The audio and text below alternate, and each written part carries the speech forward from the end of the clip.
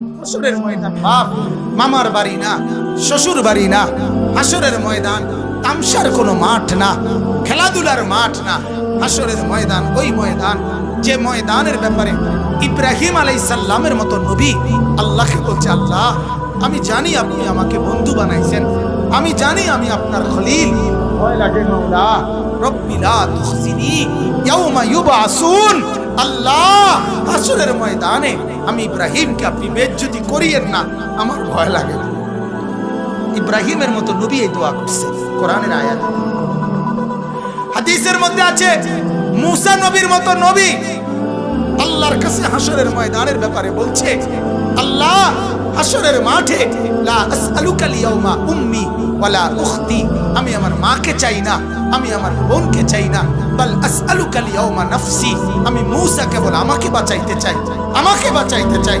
আল্লাহ আমাকে বাঁচান, হাসরের মাঠ আমার বড় ভয়, হাসরের মাঠ আমার বড়।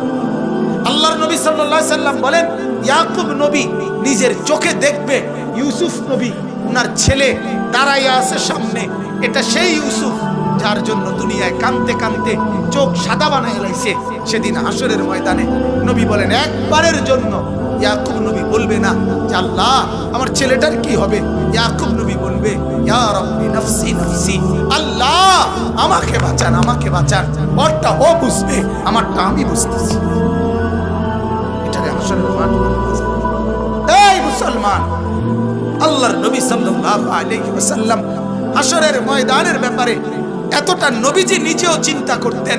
আপনারা সবাই শুনছেন, জানেন, 5 ওয়াক্ত নামাজের পরে উলামায়ে কেরাম থেকে জিজ্ঞেস করে দেখেন, 5 ওয়াক্ত নামাজের পরে নবীজি নিজে যার হাসরের আখিরাতের মর্যাদার কোনো সীমা পরিসীমা নাই, সেই নবী 5 ওয়াক্ত নামাজের পরে যে কতগুলো দোয়া করতেন, এর মধ্যে একটা দোয়া নবীজির একটা দোয়া ছিল এটা, আল্লাহুম্মা হাসিবিনি হিসাবান ইয়াসীরা। আল্লাহ এই বন্ধু আমি আপনার, আমারও বড় ভয় লাগে, আমার হিসাবটা সহজ করে দিন। নবীজি বলছেন এই কথা, অথচ নবীকে আল্লাহ বলছে ওয়ালাল আখিরাতু খায়রুল লাকা মিনাল উলা। বন্ধু দুনিয়াতে আপনাকে যা দিলাম, আখিরাতে যা দেব, এই দুনিয়ার গুলোর চাইতে ওইগুলো অনেক বেশি উত্তম, অনেক বেশি দামি।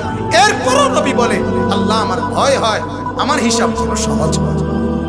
অথচ আখিরাতে ওনার মর্যাদার কোনো সীমা পরিসীমা নাই। আল্লাহ তাআলা হাদিসে কুদসিতে বলছে, বন্ধু হাসরের মাঠ আমি আপনার মাঝে আর আমার মাঝে ভাগ করে নেব। কাসামতুল কিয়ামাতা বাইনি ওয়া বাইনাক, আমার মাঝে আর আপনার মাঝে কিয়ামতের দিনটাকে আমি ভাগ করব।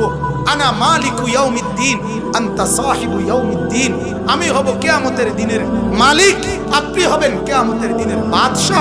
আপনি বলবেন আমি শুনবো, আপনি সুপারিশ করবেন আমি গ্রহণ করব, আপনি চাইবেন আমি দিতে থাকবো। আপনার হাতে আমার ইজ্জতের পতাকা দেব, আপনার জন্য আমার আরশের নিচে মাকামে মাহমুদের আলাদা জায়গা দেব, আপনার জন্য জান্নাতের দরজা প্রথম খোলার উদ্বোধনের অধিকার আপনাকে দেব। এত মর্যাদার পরেও নবী বলতেন, আল্লাহ তবুও ভয় হয় হিসাবটা সহজ করুন। আপনি কেডা, আমি কে? বলেন এই মুসলমান, বলেন বলেন। সেজদা নাই ঘরের মধ্যে, গত 1 বছর 2 বছর আপনার উপযুক্ত ছেলেটা কোনোদিন ফজরের নামাজ পড়ে না, মেয়েটা ফজরের নামাজ পড়ে না, বিবি পর্দা করে না, মেয়ে পর্দা করে না। ঘরের মধ্যে আজ 20 বছর টানা রঙিন টেলিভিশন চলে, নর্তকী নাচে গায় ফুর্তি করে, গানের আওয়াজে বাদ্যে পুরা ঘর জমজমাট। এত নাফরমানির অবস্থায় এই হালাত নিয়ে কবরে গিয়া সুপারিশ কেমনে মিলবে দোস্ত? আখিরাতে নবীজির সামনে দাঁড়াবেন কিভাবে? আল্লাহর নবী তো বলবে, উম্মত এভাবে বেজ্জতি করলি কেন? 23 বছরে তোর আমার তায়েফের রক্তের কথা মনে নাই, আমার দান শহীদের কথা মনে নাই, আমি 14 দিন পেটে পাথর বাঁধছিলাম ক্ষুধার কষ্টে, একথা কি মনে নাই? আমি 3 মাস চুলায় আগুন জ্বলে নাই, একথা কি উম্মত মনে নাই?